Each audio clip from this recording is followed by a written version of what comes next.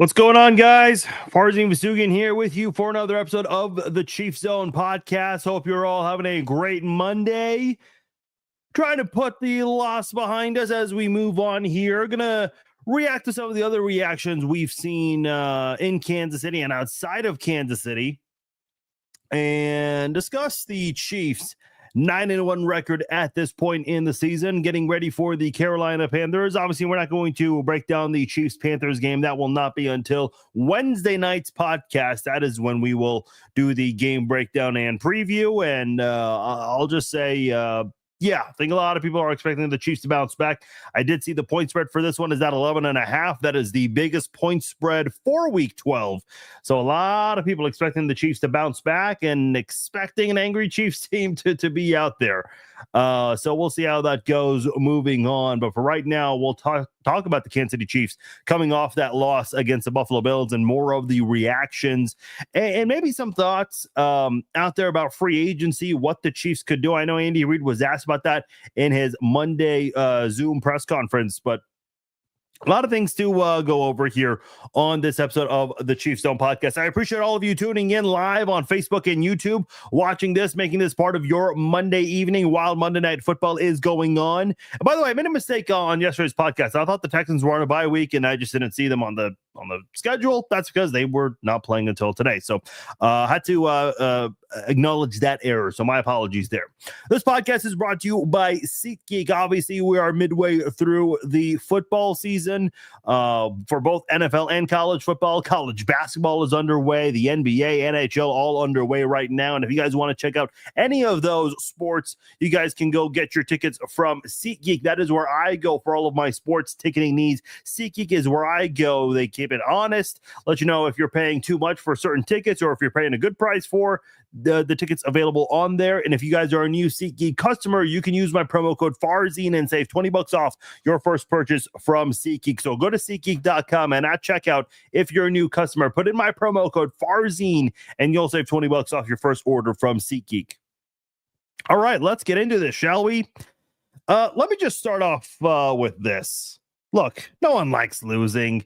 I know as Chiefs fans, you know, you hate to hear the noise because for 9 games, 10 weeks this season, there are a lot of Chiefs naysayers out there that have been waiting very patiently because, listen, you guys have all seen the noise outside. There are a lot of people who are thrilled and excited. I think that there are Super Bowl parades happening in the cities where you have the 31 other NFL teams. I mean, everyone's excited that the Chiefs lost.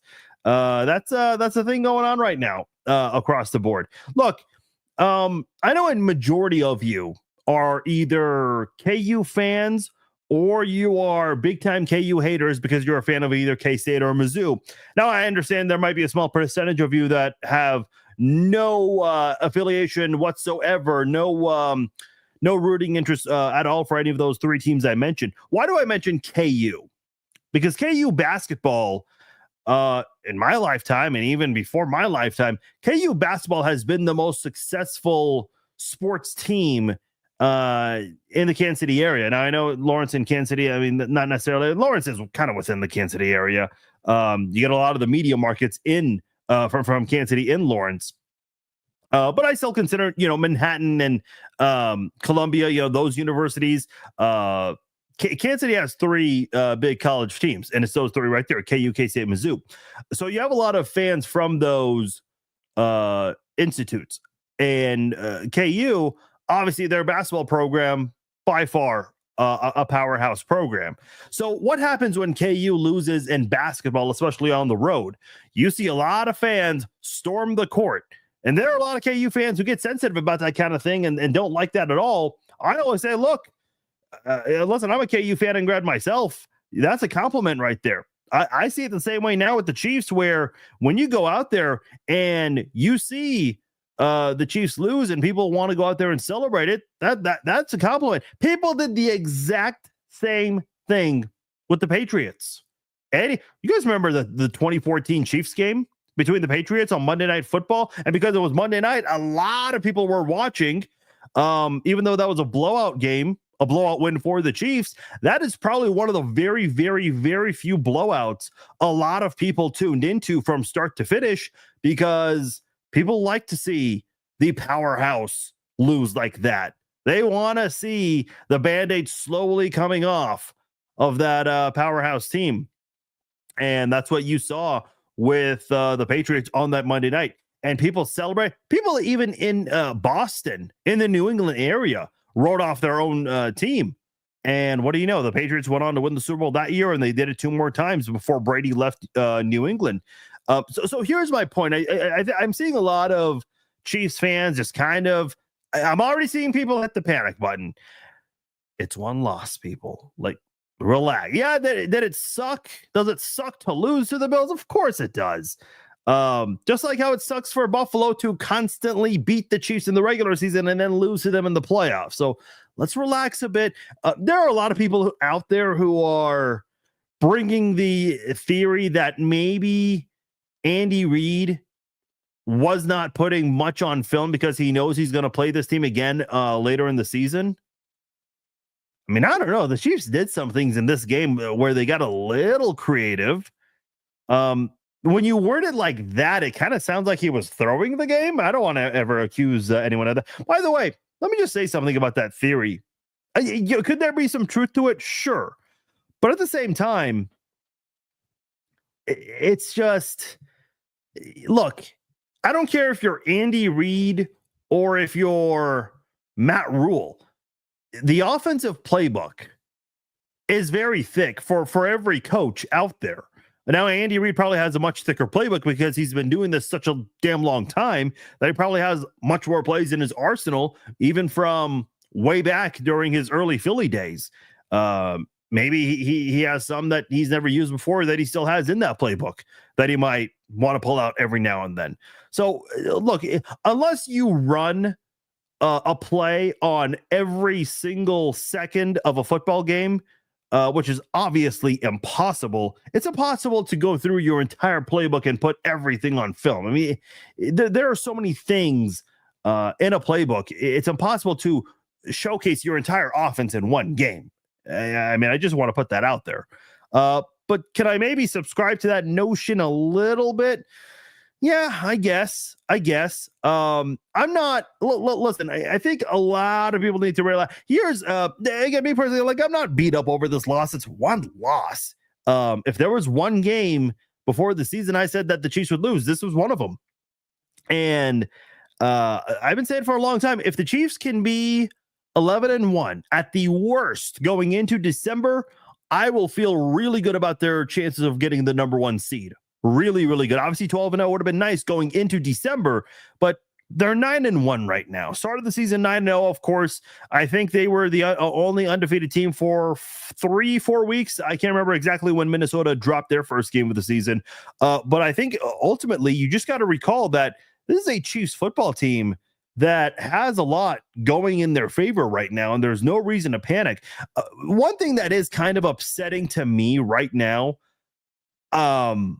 and by the way, whenever I share some of the narratives that are out there on social media, there are always a few people who accuse me of making up narratives. I don't know what benefit I have from making up narratives. I don't know why anyone would make up a narrative when you can fact check that stuff today.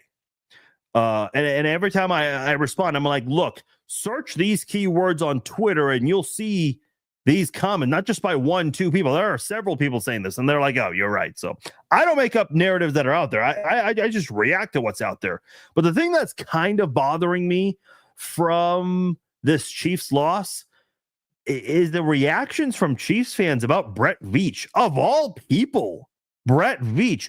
No one had anything to say about Brett Veach in week 1, not in week 2. Even though, Kingsley got exposed in that game. Week 3, no one said anything. 4, 5, the bye week, and so on up to the first 9 games where the Chiefs were undefeated. Nobody had a bad word to say about Brett Veach. But you lose one damn game. I've seen it all with Brett Veach. Brett Veach cannot draft. He can't put a team together. He can't get anything going with this football team. if I was in a coma for the last 10 years and I woke up and I just saw those reactions, I would think this is a winless football team for the last 5 years. Look, there needs to be a discussion had about this. And I'm not one to acknowledge, naysayers and doubters, things like that within a fan base and all. But I will never in my life be able to comprehend the constant obsession with the negativity around Brett Veach. I don't understand it. Can someone in the chat room, any of you guys, can someone please educate me on this? What is the need to want to lash out at Brett Veach? I don't understand this. I never will understand it. What has he not done? I do not even have this. So my hands are right here. I'm not even going to search this right now. I'm just going to go off the top of my head. Since 2020, some of the players Brett Veach has drafted since 2020, L'Jarius Sneed in 2021. The three big ones, obviously, are Noah Gray. Oh, I'm sorry. Yeah, Noah Gray, not one of the big three. For some reason, his name came to my mind first. But Creed Humphrey, Trey Smith, and Nick Bolton. Noah Gray was extended. I think it was right before the regular season got underway. I can't remember exactly when.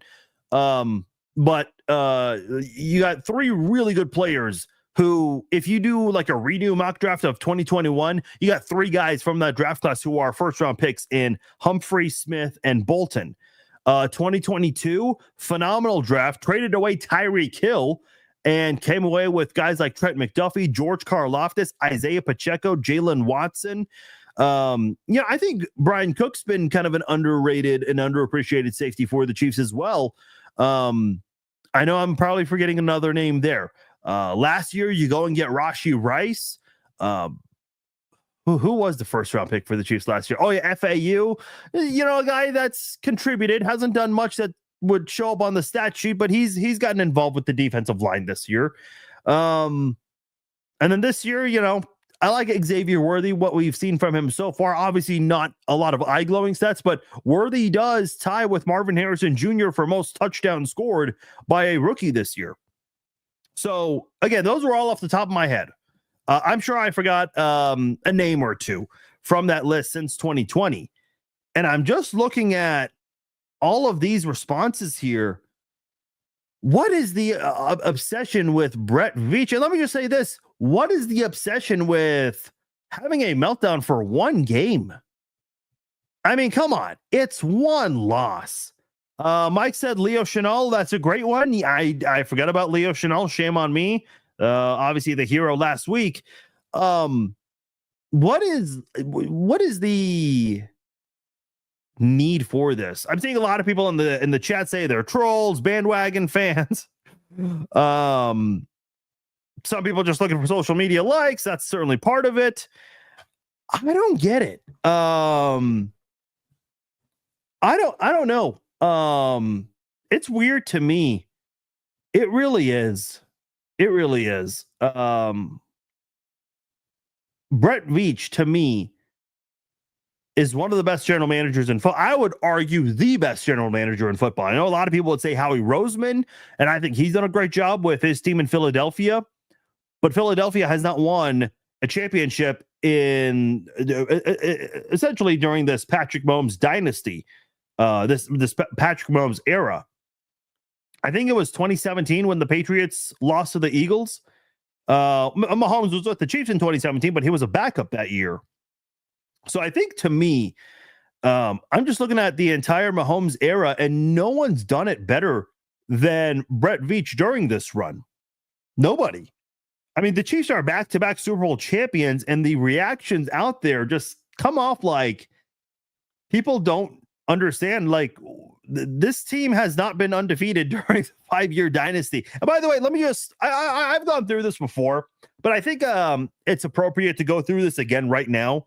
Let's start with 2018. Okay. The Chiefs were what? They had the third highest scoring output in NFL history. And what happened that year? You had a game where both teams scored in the 40s between the Chiefs and Patriots. Chiefs lost that game. Later that same year, Chiefs and the Rams both scored in the 50s. Chiefs lose that game. And then you had a 2-game losing streak at one point in December, and a lot of people freaked out. I'm like, wait a minute, let's chill out a bit. The Patriots also had back-to-back losses in the month of December at that time. So I think we forget that even though the standard is much higher now, we expect a lot from this Chiefs team, and rightfully so.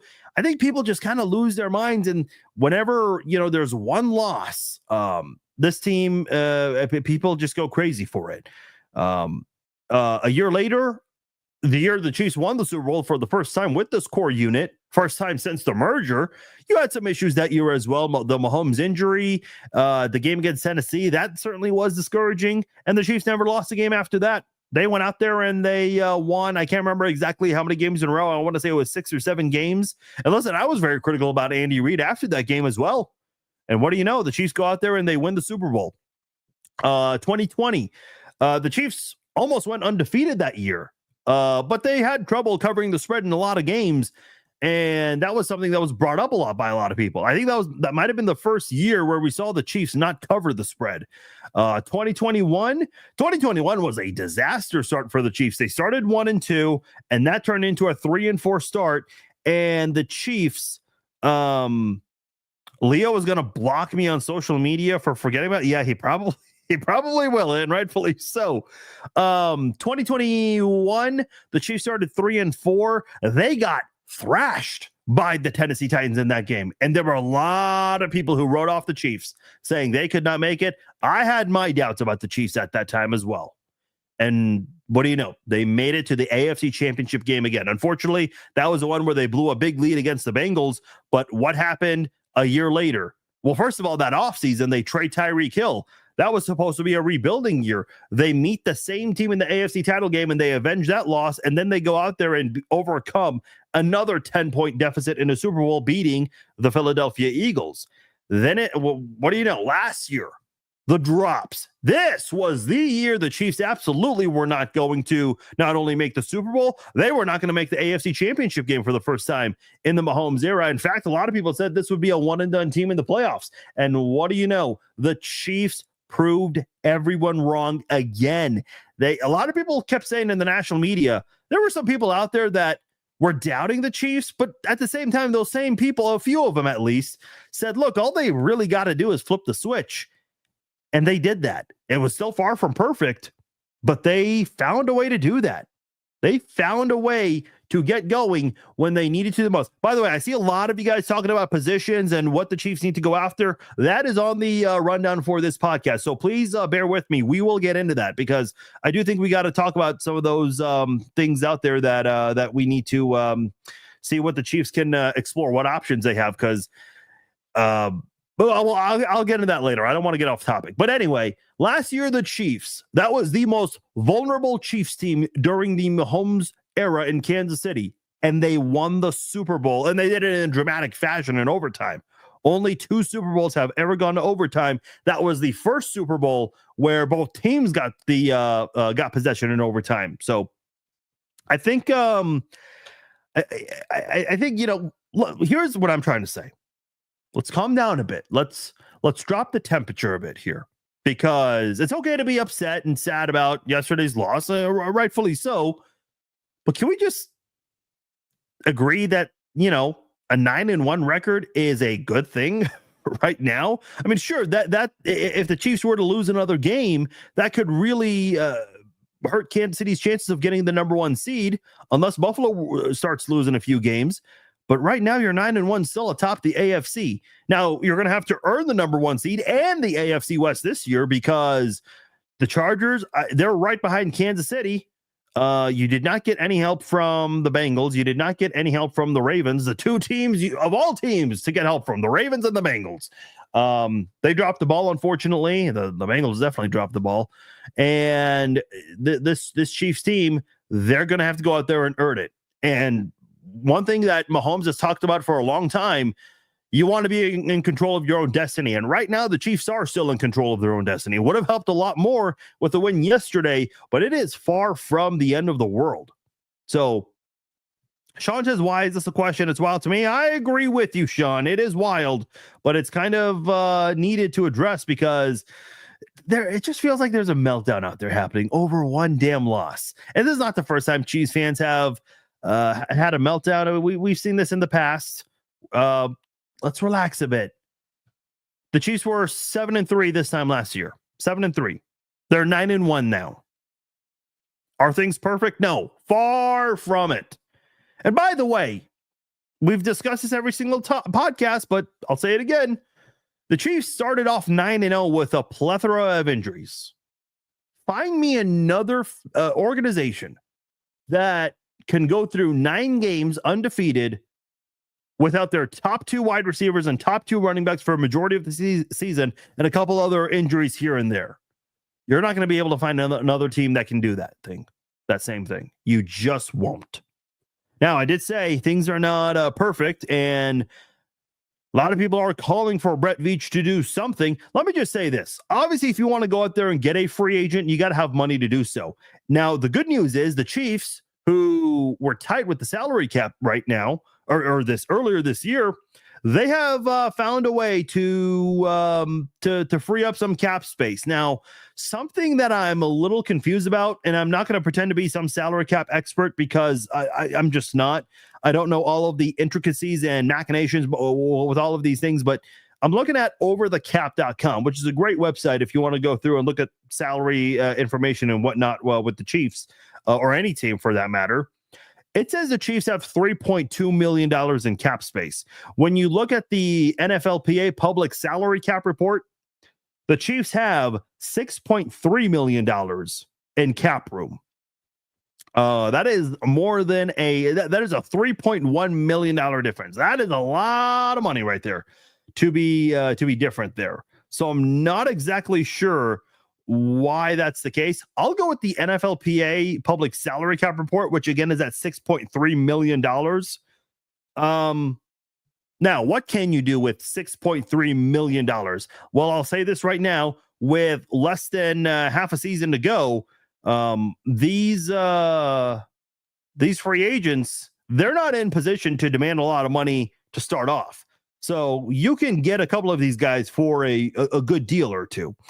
I'm looking at offensive tackles. Now, this is from sharpfootballanalysis.com. It showcases all of the free agents right now for every position group.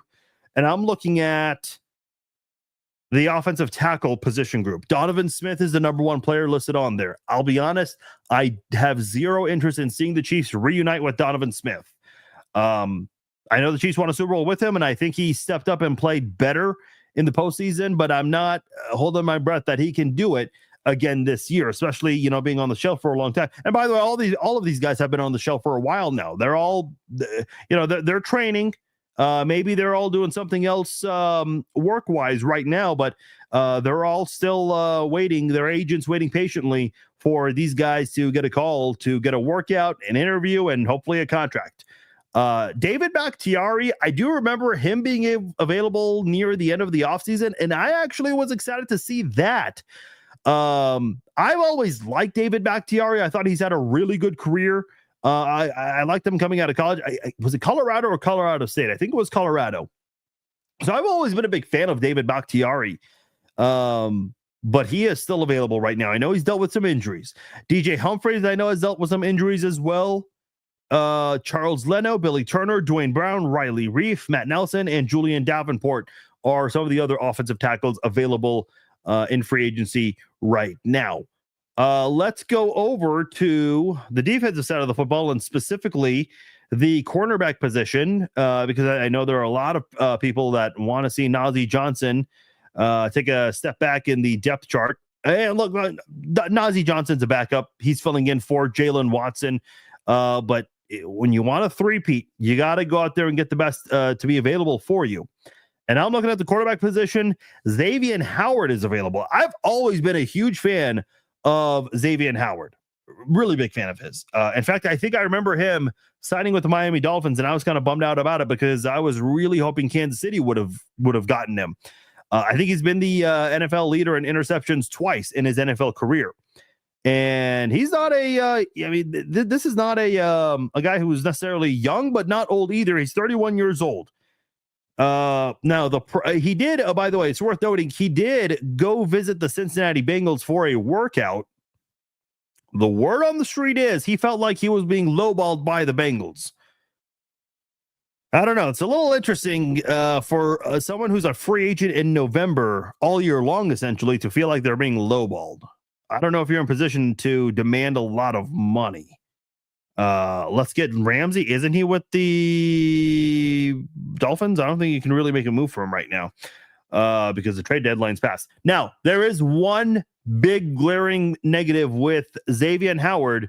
I have not looked into the details, but in June of 2024, Howard was accused in a lawsuit of taking part in revenge pornography, and it was an incident that came from 2 years ago.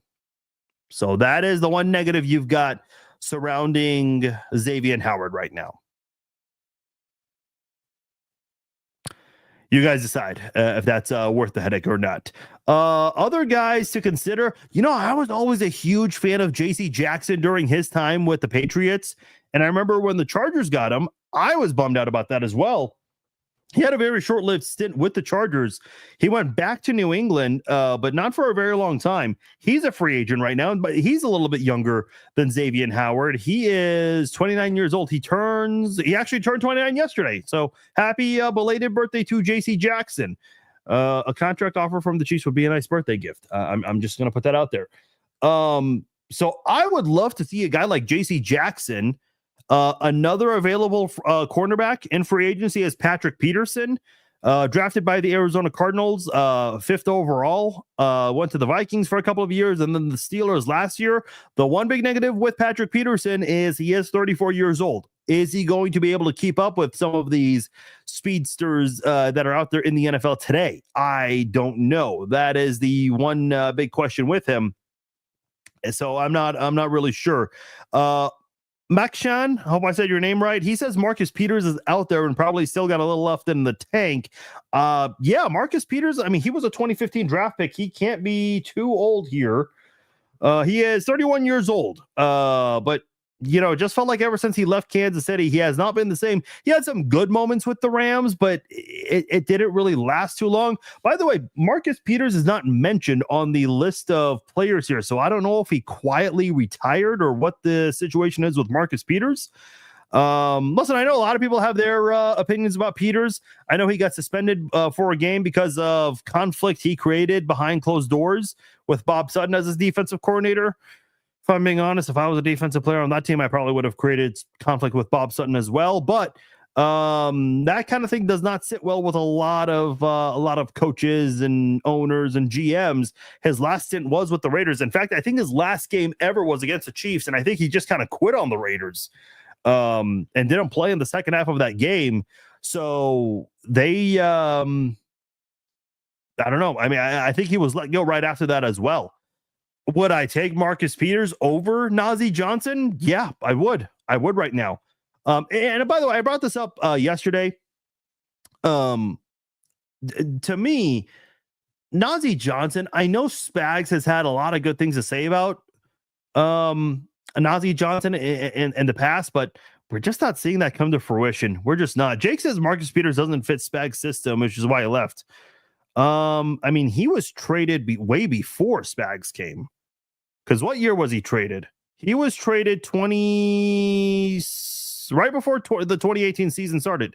Actually, more so after the 2017, because it was a week or two after the Super Bowl. Because he and Alex Smith were traded the same offseason before the new league period was even official. So he was unofficially traded before that. And that was before Bob Sutton was fired. So I don't think it had anything to do with Spags. But I don't know. Right now, I think you need to consider that or Howard or Jackson. Me personally, I would want Howard, but with his off the field issue, J.C. Jackson might be a more viable option for Kansas City.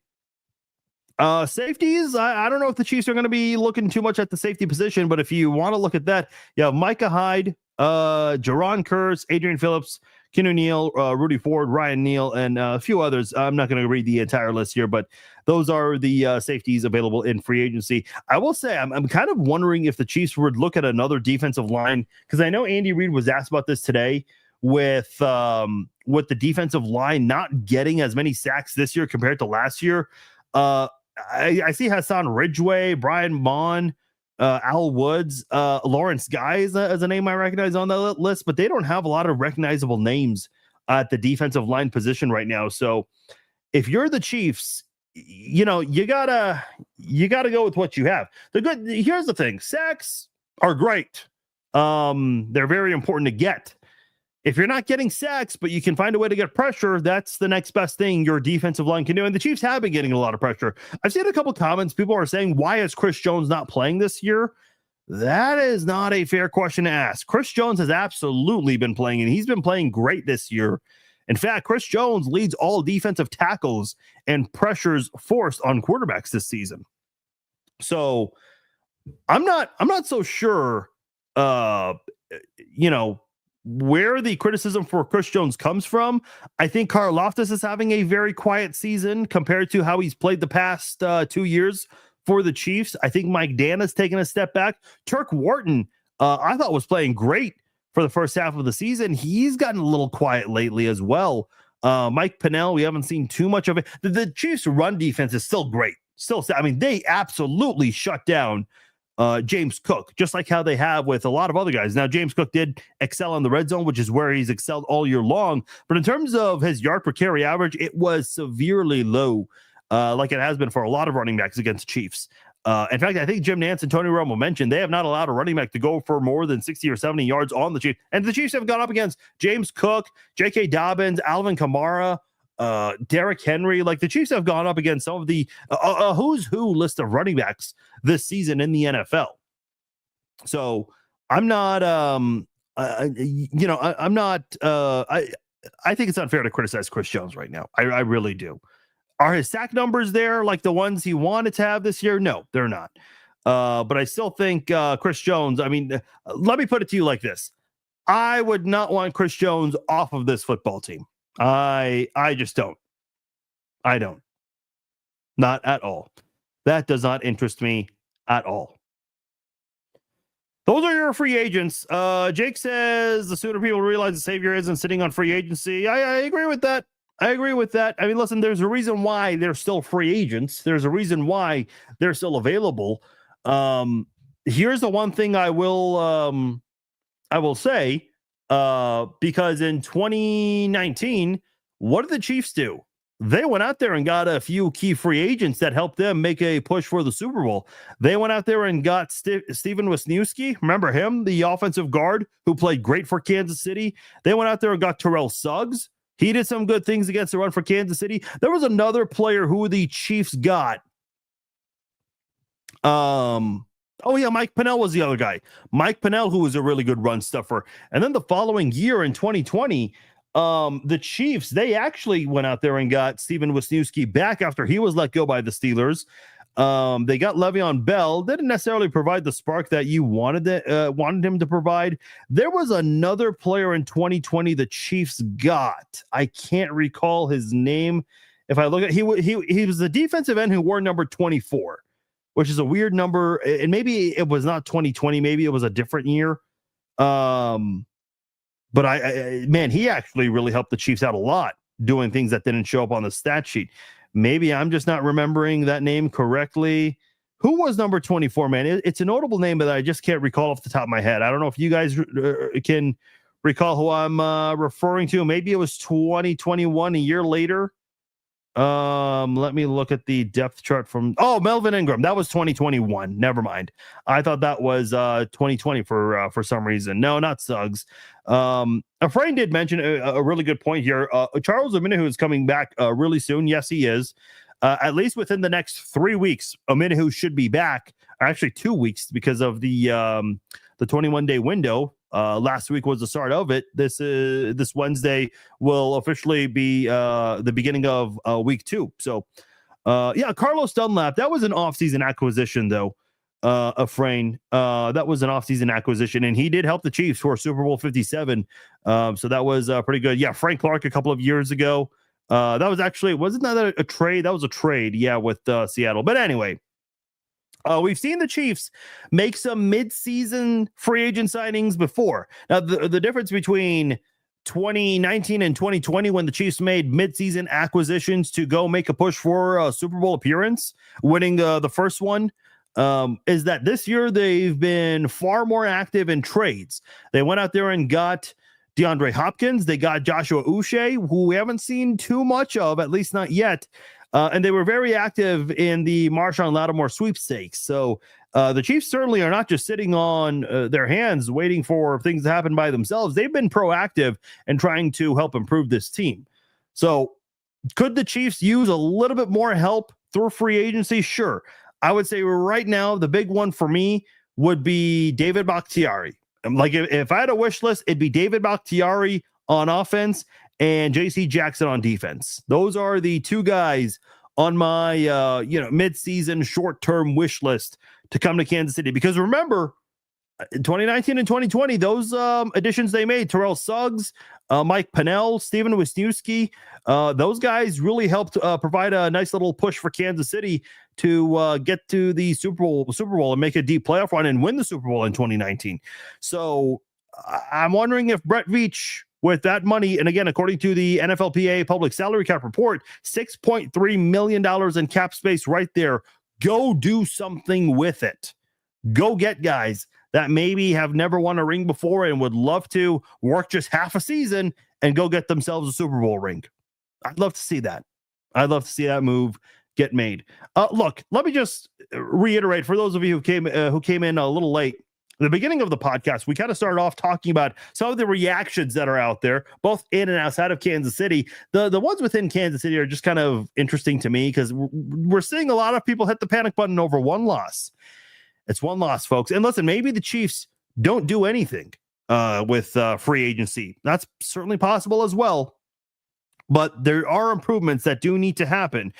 Travis Kelce catching 2 passes for 8 yards. DeAndre Hopkins just 3 for 28. It's got to be much better than that. The connection between Xavier Worthy and Patrick Mahomes, that needs to be much more consistent. And I know Mahomes needs to do a better job of getting the ball quicker to Worthy and not placing it in a tough spot for him. And Worthy at the same time needs to learn to keep his feet in bounds when he's placed in that tough situation there. So Mahomes has got to do a better job of ball placement. Because that right there is a walk-in touchdown for Worthy. Nobody was within 10 or 15 yards of him when that ball was going in his direction. That's, again, part of that could be the offensive tackles right there, not giving Mahomes the time he needs. And that's why I think Bakhtiari is someone who you got to consider. Maybe the Chiefs have a lot of confidence in Donovan Smith. I personally don't. Maybe they give him a workout and they see something that we might not see. But I just think at the end of the day, we do need to relax a bit. They are at the end of the day 9-1. They're 9-1. That is a damn good place to be. They're right now with the league AFC's best record, tied for the league best record. And I trust that they will continue to win more football games this season. And I have confidence they'll still get the number 1 seed. I'm pretty confident about it. Pretty confident. So that is where we stand with the Kansas City Chiefs right now, coming off their first loss of the season. Just one loss. And I think they'll right the ship this week and next week. And then they have a very tough Chargers team coming to Arrowhead on Sunday Night Football in a couple of weeks. All right, guys, I'm going to go ahead and get out of here. My name is Farzin Vousoughian. Thank you all for downloading and listening to this episode of the Chiefs Zone Podcast. For all of you who listen to the archive version, for those of you who watched live on Facebook and YouTube, thank you guys. A lot of great comments here on Facebook and YouTube. So thank you guys so much for being part of the show. If I didn't get to your comment, I apologize. A lot of comments tonight, a lot of opinions, comments, questions, reactions. So if I didn't get to your comment, I do apologize. We are going to have the Red Friday live chat this Friday like we do each and every single Red Friday. So that is far more conducive to reading every single comment. So if you guys have a question or a comment that I didn't get to and you really want it to be read or answered, come back for the Red Friday live chat. That is when you can pretty much get a guarantee that I'll read your comment. And if you have a question, I'll answer it. Otherwise, this Wednesday night, we will be doing the Chiefs Zone podcast. We will preview and break down the game between the Chiefs and the Panthers, and I will give you guys my score prediction for that game. We will have the pregame live chat this Sunday, and because the Chiefs are playing a noon kickoff game, noon kickoff Central Time, we will do the pregame live chat earlier. It'll be 8:30 a.m. Central Time. So for those of you on the West Coast, got to wake up a little early with me to catch the pregame live chat live. All right, guys. My name is Farzin Vousoughian. Thank you again for checking out the Chiefs Zone podcast on this Monday. I'm out of here. Peace out.